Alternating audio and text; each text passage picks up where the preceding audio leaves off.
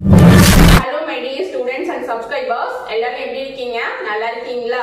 இன்னைக்கு நாம 12th physicsல public எக்ஸாம்ல என்னென்ன क्वेश्चंस வந்து மோஸ்ட் இம்பார்ட்டன்ட்டா கேட்பாங்க 5 மார்க்ஸ்ல அப்படின்றத பார்க்க போறோம். கண்டிப்பா இந்த क्वेश्चंஸ்ல கேட்பாங்க. அதுல எந்த விதமான மாற்றமும் இல்ல. அதனால வீடியோ ஸ்கிப் பண்ணாம பாருங்க. உங்க ஃப்ரெண்ட்ஸ்க்கும் ஷேர் பண்ணுங்க. ஏன்னா லாஸ்ட் இயர் நம்ம கொடுத்த क्वेश्चंस அப்படியே வந்து பப்ளிக் எக்ஸாம்ல டிட்டோவா கேட்டிருந்தாங்க. சோ நீங்களே கூட क्वेश्चन பேப்பர் எடுத்து வீடியோ எடுத்து கூட செக் பண்ணி பாருங்க. எல்லாமே வந்திருந்தது. லாஸ்ட் இயர் நம்ம ஸ்டூடண்ட் வந்து பாத்தீங்கன்னா ஃபர்ஸ்ட் மார்க் வந்து பிசிக்ஸ்ல 99 வரைக்கும் வாங்கி இப்போ பிஎஸ்டி ல இன்ஜினியரிங் காலேஜ்ல ஜாயின் பண்ணி படிச்சிட்டு இருக்காங்க. சரிங்களா? சோ வந்து பாத்தீங்கன்னா நம்ம நிறைய ஸ்டூடண்ட்ஸ்க்கு வந்து நம்ம ஹெல்ப் பண்ணிருக்கோம். சோ இம்பார்ட்டன்ட் क्वेश्चंस கொடுக்கிறதாகட்டும், இன்ஜினியரிங் அட்மிஷன், மெடிக்கல் அட்மிஷன் சொல்லிட்டு நிறைய ஹெல்ப் பண்ணிருக்கோம். சோ உங்களுக்கும் இன்ஜினியரிங் அட்மிஷன், மெடிக்கல் அட்மிஷன் இந்த மாதிரியான ஹெல்ப் வேணும், ஃபியூச்சர்ல நிறைய क्वेश्चंस இம்பார்ட்டன்ட் क्वेश्चंसலாம் வேணும் அப்படின்னா நம்மளுடைய வாட்ஸ்அப் குரூப்ல ஜாயின் பண்ணிக்கோங்க. நம்ம லிங்க் டிஸ்கிரிப்ஷன்ல கொடுக்குறேன், கமெண்ட் பாக்ஸ்லயும் கொடுக்குறேன். உங்க ஃப்ரெண்ட்ஸுக்கும் நீங்க ஷேர் பண்ணுங்க வீடியோவை. சரிங்களா? சுயநலவாதிகளுக்கு நரகத்தில் கூட இடமில்லைன்னு சுவாமி விவேகானந்தர் சொல்லியிருக்காரு. அதனால உங்க ஃப்ரெண்ட்ஸுக்கும் வீடியோவை ஷேர் பண்ணுங்க. சரிங்களா? அப்புறம் நரகத்துல கூட இடம் கிடைக்காம போயிடும். சோ உங்க ஃப்ரெண்ட்ஸுக்கும் ஷேர் பண்ணுங்க. வீடியோ ஃபர்ஸ்ட் டைம் பாக்குறீங்கன்னா லைக் பண்ணிக்கோங்க, சப்ஸ்கிரைப் பண்ணிக்கோங்க. சரியா? நீங்க லைக் பண்றது மூலமா யூடியூப் ரெக்கமெண்டேஷன் மூலமா இந்த வீடியோ நம்ம நிறைய மாணவர்களுக்கும் கொண்டு போய் சேர்க்கலாம். ஓகே, வாங்க நம்ம கண்டென்ட்க்கு போலாம்.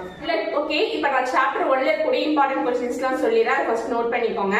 அடிக்கடி சொல்லக்கூடிய क्वेश्चन தான் ஆக்சியல் லைன், ஈக்குவேட்டரியல் பிளேட். நான் படிக்கும் போது இதெல்லாம் ரிப்பீட்டடா கேட்டுட்டு இருக்காங்க. சரியா? நோட் பண்ணிக்கோங்க. Electric field due to a dipole on its axial line. தமிழ்ல வந்து மின் இருமுனை ஒன்றினால் அதனுடைய அச்சு கோட்டில் ஏற்படும் மின்புலத்திற்கான கோவையை வருவி. இது வந்து தமிழ்ல நோட் பண்ணிக்கோங்க. Next question, electric field due to a dipole on its equatorial plane. ஓகேவா? மின் இருமுனை ஒன்றினால் அதனுடைய நடுவரை கோட்டில் ஏற்படும் மின்புலத்தை விவரி. Next question, construction and working of Van de Graaff generator. Van de Graaff மின்னியற்றினுடைய தத்துவம், அமைப்பு மற்றும் வேலை செய்யும் விதத்தை விளக்குக. இதுவுமே 10 இயர்ஸ்க்கு முன்னாடியில இருந்தே கேட்டுட்டு இருக்கக்கூடிய ரிப்பீட்டடான ஒரு क्वेश्चन. சரிங்களா? நான் படிக்கும் போதெல்லாம் இந்த क्वेश्चंसலாம் எழுதி பார்த்து எக்ஸாம்ல எழுதி இருக்கேன். ஓகேவா? அதனால ரொம்ப மோஸ்ட் இம்பார்ட்டன்ட் क्वेश्चन நோட் பண்ணிக்கோங்க. அடுத்தது வந்து electrostatic potential due to electric dipole. மின் இருமுனை ஒன்றினால் ஏற்படும் நிலைமின் அழுத்தத்திற்கான கோவையை பெறுக. ஓகேவா? நெக்ஸ்ட் வந்து பாத்தீங்கன்னா காஸ் லா பேஸ் பண்ணி 2 क्वेश्चन கேட்பாங்க. அதுவே மோஸ்ட் இம்பார்ட்டன்ட் क्वेश्चन என்னன்றது சொல்றேன். Electric field due to charged infinitive plane sheet. ஓகேவா? மின்னூட்டம் பெற்ற முடிவிலா சமதள பரப்பினால் ஏற்படும் மின்புலத்திற்கான சமன்பாட்டை விளக்குக. இன்னொரு क्वेश्चन காஸ் லாவை பேஸ் பண்ணி கேட்பாங்க. அது சொல்றேன். Electric field due to an infinitive long charged wire. ஓகேவா? மின்னூட்டம் பெற்ற முடிவிலா நீளமுள்ள கம்பியினால் ஏற்படும் மின்புலத்திற்கான சமன்பாட்டை பெறுக. ஓகேவா? இந்த क्वेश्चन நோட் பண்ணிக்கோங்க. Next question, expression for resultant capacitance when capacitors are connected in a series and parallel. ஓகேவா? அதாவது மின் தேக்கிகள் வந்து தொடர் இணைப்பு மற்றும் பக்க இணைப்பில் இணைக்கப்படும் போது அதனுடைய தொகுப்பயன் என்ன அப்படின்றது கேட்பாங்க. ஓகேவா? மின் தேக்கிகள் பக்க இணைப்பு மற்றும் தொடர் இணைப்பு இணைக்கப்படும் போது அதனுடைய தொகுப்பயன் என்னன்றது கேட்பாங்க. இந்த क्वेश्चंस மட்டும் ஃபர்ஸ்ட் லெசன்ல நீங்க படிச்சா போதும். கண்டிப்பா வந்து இதை தாண்டி வர क्वेश्चंस வரதுக்கான வாய்ப்புகளே கிடையாது. சரிங்களா? இதுல மோஸ்ட் இம்பார்ட்டன்ட் பாத்தீங்கன்னா ஆக்சியல் லைன், ஈக்குவேட்டரியல் பிளேன், வான் டெ graph generator, dipole, electric dipole, அதே மாதிரி காஸ் லா பேஸ் பண்ணிருக்கக்கூடிய क्वेश्चंस தான் வந்து இம்பார்ட்டன்ட் क्वेश्चंस. ஓகேவா? இப்ப நான் சொல்ல எல்லா क्वेश्चंसமே படிச்சாலே கண்டிப்பா வந்து தாண்டி வர क्वेश्चंस வரதுக்கு வாய்ப்பே இல்லை. 100% நான் வந்து ஒரு பிசிக்ஸ் டீச்சரா சொல்றேன். சரிங்களா? ஓகே, நெக்ஸ்ட் நம்ம செகண்ட் லெசன் பார்க்கலாம். செகண்ட் லெசன் பாத்தீங்கன்னா obtain the condition for bridge balance for வீஸ்டோன்ஸ்.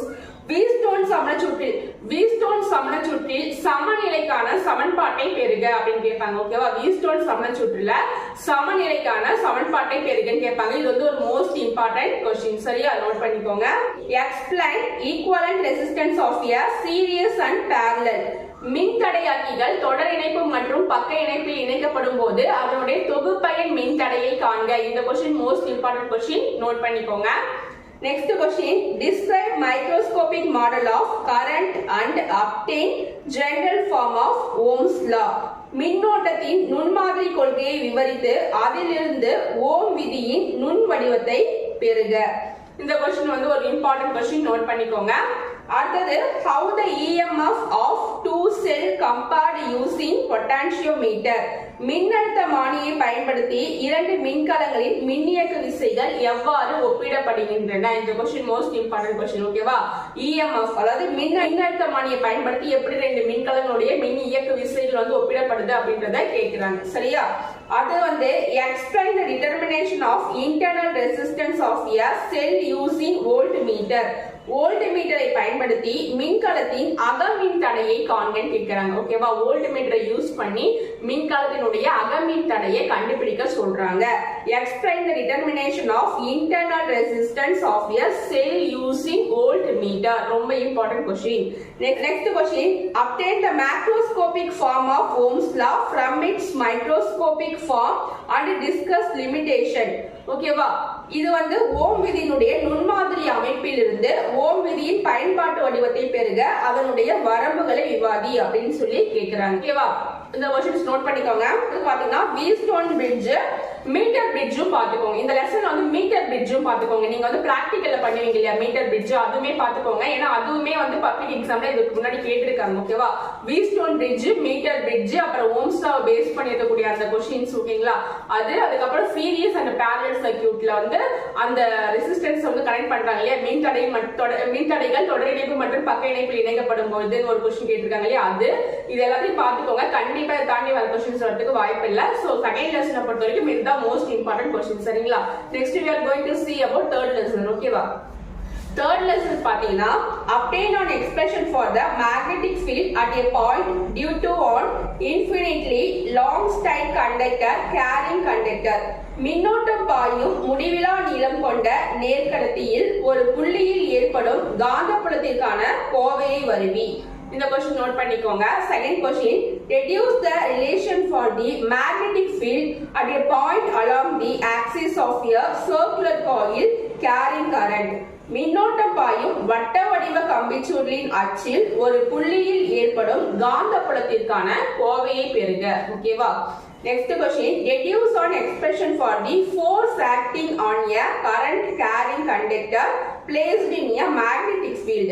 காந்தப்புலத்தில் வைக்கப்பட்டுள்ள மின்னோட்டம் பாயும் கடத்தியின் மீது செயல்படும் விசைக்கான கோவையை விவரி. ஓகேவா? இந்த question most important question note பண்ணிக்கோங்க. Next question, calculate the magnetic field inside and outside the long solenoid Ampere circuited law. Ampere சுற்றி விதியின் உதவியுடன் நீண்ட வரிச்சுருளின் உட்புறம் மற்றும் வெளிப்புறத்தில் ஏற்படும் காந்தப்புலத்தை கணக்கிடுக. அடுத்த question, derive the expression for force between two parallel current carrying conductors. மின்னோட்டம் பாயும் இரண்டு இணை கடத்திகளின் இடையே உருவாகும் விசைக்கான கோவையை வருவி. இந்த क्वेश्चन நோட் பண்ணிக்கோங்க. Next question, compare diapara ferromagnetic materials. மென் மற்றும் மண் ஃபெரோ காந்த பொருளின் பண்புகளை ஒப்பிடுக. நெக்ஸ்ட் வந்து மூவிங் காயில் கால்வனோமீட்டர், இயங்கு சுருள் கால்வனோமீட்டர். பப்ளிக் क्वेश्चन பேப்பர்ல கேட்டிருக்காங்க. மூவிங் காயில் கால்வனோமீட்டர், இயங்கு சுருள் கால்வனோமீட்டரின் தத்துவம், அமைப்பு மற்றும் செயல்படும் விதத்தை விளக்குக. நெக்ஸ்ட் வந்து கால்வனோமீட்டர் எப்படி அம்மீட்டரா மாத்துறது, கால்வனோமீட்டர் எப்படி வோல்ட்மீட்டரா மாத்துறது அப்படின்ற ஒரு क्वेश्चन கேட்பாங்க. ஓகேவா? அந்த क्वेश्चनும் நீங்க நல்லா பாத்துக்கோங்க. Galvanometer into ammeter, galvanometer into voltmeter. Chapter 3 finished. next we are going to see about chapter 4. ஓகேவா? சாப்டர் 4ல வந்து பாத்தீங்கன்னா explain how EMF is induced in a coil by changing its orientation with respect in the direction of magnetic field. ஒரு கம்பிச்சுருளின் காந்தப்புலத்தின் திசை அமைப்பை மாற்றுவதன் மூலம் மின் இயக்கு விசை தூண்டப்படுவதை விவரி. ஓகேவா? இந்த क्वेश्चन நோட் பண்ணிக்கோங்க. நெக்ஸ்ட் வந்து explain the principle of transformer, discuss its construction and working. மின் மாற்றியினுடைய அமைப்பு மற்றும் செயல்பாட்டினை விளக்குக அப்படின்னு கேக்குறாங்க. இன்னொரு क्वेश्चனும் இத பேஸ் பண்ணி டிரான்ஸ்ஃபார்மர் பேஸ் பண்ணி கேட்பாங்க. அதாவது various energy losses of transformer. ஓகேவா? இது வந்து பப்ளிக் எக்ஸாம்ல கேட்கக்கூடிய ஒரு क्वेश्चन. அதாவது மின் மாற்றியில் ஏற்படும் பல்வேறு வகையான ஆற்றல் இழப்புகளை விளக்குக. நெக்ஸ்ட் வந்து prove that the total energy is conserved during LC oscillator. LC அலைவுகளின் போது மொத்த ஆற்றல் மாறாது அப்படின்னு சொல்லி காமிக்க சொல்றாங்க. Next question, obtain an expression for EMF from Lorentz force. Lorentz விசையிலிருந்து இயக்கு மின்னியக்கு விசைக்கான சமன்பாட்டை பெறுக. ஓகேவா? Lorentz force most important question. Next, show that the mutual inductance between a pair of coils is same. M12 equal to M21. ஒரு ஜோடி கம்பிச்சுருள்கள் இடையே உள்ள பரிமாற்று மின்தூண்டல் எண் சமமாகும் என்பதை காட்டுக அப்படின்னு சொல்லியிருக்காங்க. Next question, find the phase relationship between voltage and current in series RLC circuit. இந்த கொஸ்டின் வந்து current and voltage கொஸ்டின் வந்து பாத்தீங்கன்னா மூணு சர்க்யூட் வந்து பேஸ் பண்ணி கேட்பாங்க. ஒன்னு வந்து RLC சர்க்யூட், இன்னொன்னு வந்து கெபாசிட்டன்ஸ் சர்க்யூட், இன்னொன்னு இண்டக்டிவ் சர்க்யூட். ஓகேவா? அதாவது வந்து தமிழ்ல சொல்றேன். RLC சுற்றில் செலுத்தப்பட்ட மின்னழுத்த வேறுபாடு மற்றும் மின்னோட்டத்திற்கு இடையே உள்ள கட்ட கோணத்திற்கான சமன்பாடு தருவி. ஓகேவா? இது ஒரு கொஸ்டின். நெக்ஸ்ட், தூண்டியில் செலுத்தப்பட்ட மின்னழுத்த வேறுபாடு மற்றும் மின்னோட்டத்திற்கு இடையே உள்ள கட்ட கோணத்திற்கான சமன்பாட்டை தருவி. இன்னொரு கொஸ்டின் வந்து மின்தேக்கியில் செலுத்தப்பட்ட மின்னழுத்த வேறுபாடு மற்றும் மின்னோட்டத்திற்கு இடையே உள்ள கட்ட கோணத்திற்கான சமன்பாடு தருவி. ஓகேவா? அப்போ phase relationship between voltage and current வந்து பாத்தீங்கன்னா மூணு டைப்பா கேட்பாங்க. ஒன்னு RLC சர்க்யூட்டை பேஸ் பண்ணி கேட்பாங்க. இது வந்து புக் அவுட் சைடுல இருக்கக்கூடிய கொஸ்டின். புக் இன்சைட்ல பாத்தீங்கன்னா கெபாசிட்டன்ஸ் பேஸ் பண்ணி கேட்பாங்க. வோல்டேஜ் அண்ட் கரண்ட்க்கு இருக்கக்கூடிய டிஃபரண்ட்டை கெபாசிட்டன்ஸ் பேஸ் பண்ணி கேட்பாங்க. இன்னொன்னு இண்டக்டிவ் வந்து பேஸ் பண்ணி கேட்பாங்க. ஓகேவா? Explain the principle of single phase AC generator, discuss its construction and working. தேவையான படத்துடன் ஒரு கட்ட AC மின்னியற்றினுடைய செயல்பாட்டை விளக்குக. ஓகேவா? Okay, that's it. fourth lesson அவ்வளவுதான், finished. Now we are going to see about fifth lesson. ஓகேவா? பாருங்க, explain types of emission and absorption spectra.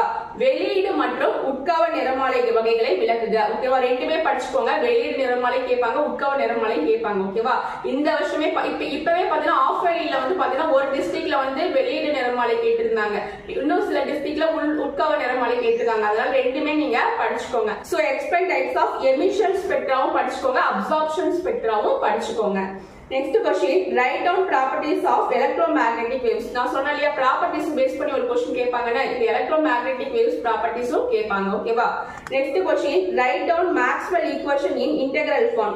Maxwell சமன்பாட்டுக்கான தொகைநுண் கணித சமன்பாட்டை விளக்குக. Maxwell சமன்பாடு மோஸ்ட் இம்பார்ட்டன்ட் क्वेश्चन பாத்துக்கோங்க. Question 5th lessonல what is dispersion? Obtain the equation for dispersive power of a medium. நிறப்பிரிகை என்றால் என்ன? ஊடகம் ஒன்றின் நிறப்பிரிகை திறனுக்கான கோவையை பெறுக. ஓகேவா? Next question, derive the mirror equation and equation for lateral magnification. ஆடி சமன்பாட்டை வருவித்து பக்கவாட்டு உருப்பெருக்கத்திற்கான கோவையை பெறுக. Next question, describe the fusive method to determine the speed of light. Offline எக்ஸாம்ல ஒரு சில டிஸ்ட்ரிக்ட்ல கேட்டிருந்தாங்க. ஒளியின் வேகத்தை கண்டறியும் fusive முறையை விவரி. ஓகேவா? Next question, obtain the equation for lateral displacement of light passing through a glass slab. கண்ணாடி பட்டகம் ஒன்றின் வழியாக பாயும் ஒளியின் பக்கவாட்டு இடப்பெயர்ச்சிக்கான சமன்பாட்டை பெறுக. Next question, obtain lens maker formula and mention its significance. lens maker formula most important question. lens உருவாக்குபவர் சமன்பாட்டை வருவித்து அதன் முக்கியத்துவத்தை எழுதுக. Next question, obtain the equation for radius of illumination or Snell's window. Okay, that is all. 6th lesson finished. Now we are going to see about 7th lesson. 7thல prove law of reflection using Huygens principle. Huygens தத்துவத்தின் அடிப்படையில் எதிரொளிப்பு விதிகளை நிரூபி. ஓகேவா? Next, prove law of refraction using Huygens principle. Huygens தத்துவத்தின் அடிப்படையில் ஒளிவிலகல் விதிகளை விளக்குக அப்படின்னு சொல்லி கேட்டிருக்காங்க. Next, explain about compound microscope and obtain the equation for the magnification. கூட்டு நுண்ணோக்கியை விவரித்து அதனுடைய உருப்பெருக்கத்திற்கான கோவையை விளக்குக. Next question, obtain the equation for resolving power of microscope. நுண்ணோக்கி ஒன்றினுடைய பிரிதிறனுக்கான கோவையை பெறுக. இது most important question. Huygens equation இதெல்லாம் ரொம்ப இம்பார்ட்டன்ட் क्वेश्चन. ஓகேவா? Young's double slit experiment, path difference and bandwidth. Young இரட்டை பிளவு ஆய்வில் பாதை வேறுபாட்டிற்கான கோவை மற்றும் பட்டை அகலத்திற்கான கோவையை பெறுக. மோஸ்ட் இம்பார்ட்டன்ட் क्वेश्चन நோட் பண்ணிக்கோங்க. முன்னாடி ஒரு 5 நாள் வீடியோ ஒன்னு போட்டுருந்தேன் ஆஃபல் எக்ஸாம் அப்போ. காம்பவுண்ட் மைக்ரோஸ்கோப்பும் சிம்பிள் மைக்ரோஸ்கோப்பும் மோஸ்ட் இம்பார்ட்டன்ட் வீடியோ அப்படின்னு சொல்லி தனித்தனியா ஒரு கிளாஸ் எடுத்து போட்டிருந்தேன். அந்த வீடியோ பார்க்காதவங்க பாத்துக்கோங்க. இதெல்லாம் மோஸ்ட் இம்பார்ட்டன்ட் क्वेश्चन. சரிங்களா? காம்பவுண்ட் மைக்ரோஸ்கோப், சிம்பிள் மைக்ரோஸ்கோப் இதெல்லாம். Next, discuss the diffraction at single slit and obtain the condition for nth minimum. nth minimum ஆஃபரிலே கேட்டிருக்காங்க. ஒற்றை பிளவினால் ஏற்படும் விளிம்பு விளைவினை விவரித்து எண்ணாவது சிறுமத்திற்கான நிபந்தனையை பெறுக அப்படின்னு சொல்லி கேட்டிருக்காங்க. ஓகேவா? see about chapter 8. ஓகேவா? ஐன்ஸ்டீனுடைய தகுந்த விளக்கங்களுடன் ஐன்ஸ்டீனுடைய ஒளிமின் சமன்பாட்டை பெறுக. Next question, describe briefly Davis and Germer experiment. Most important question, Davis and Germer experiment. எலக்ட்ரானின் அலை இயல்பினை விளக்கும் டேவிசன் ஜெர்மர் சோதனை பற்றி விவரி. ஓகேவா, டேவிசன் ஜெர்மர் எக்ஸ்பெரிமெண்ட் மட்டும் தயவு செய்து மிஸ் பண்ணிடாதீங்க, மோஸ்ட் இம்பார்ட்டன்ட் கொஸ்டின். அடுத்தது briefly explain the principle and working of electron microscope. Electron நுண்ணோக்கி தத்துவம் மற்றும் வேலை செய்யும் விதத்தை விளக்குக. நான் சொன்ன கூட்டு நுண்ணோக்கி, ஓகேவா, காம்பவுண்ட் மைக்ரோஸ்கோப், சிம்பிள் மைக்ரோஸ்கோப், அதாவது எளிய நுண்ணோக்கி, அதுக்கப்புறம் எலக்ட்ரான் மைக்ரோஸ்கோப், எலக்ட்ரான் நுண்ணோக்கி, இது மூணுமே பார்த்துக்கோங்க. சரியா, எலக்ட்ரான் நுண்ணோக்கியினுடைய briefly explain the principle and working of electron microscope. Electron நுண்ணோக்கியினுடைய தத்துவம் மற்றும் வேலை செய்யும் விதத்தை விளக்குக. ஓகேவா, now we are going to see about chapter 9 important question. J.J. Thomson experiment to determine specific charge. எலக்ட்ரானின் மின்னூட்ட எண்ணை கண்டறிய உதவும் J.J. Thomson ஆய்வினை விளக்குக. மோஸ்ட் இம்பார்ட்டன்ட், பார்த்துக்கோங்க. Next question, obtain law of radioactivity, கதிரியக்க சிதைவு விதினை விவரி. ஓகேவா, இது வந்து ஆஃப் வழியிலே ஒரு சில டிஸ்ட்ரிக்ட்ல எல்லாம் கேட்டிருந்தாங்க. மோஸ்ட் இம்பார்ட்டன்ட், கதிரியக்க சிதைவு விதி, ரேடியோ ஆக்டிவிட்டி. நெக்ஸ்ட் வந்து derive the expression of radius of nth orbit.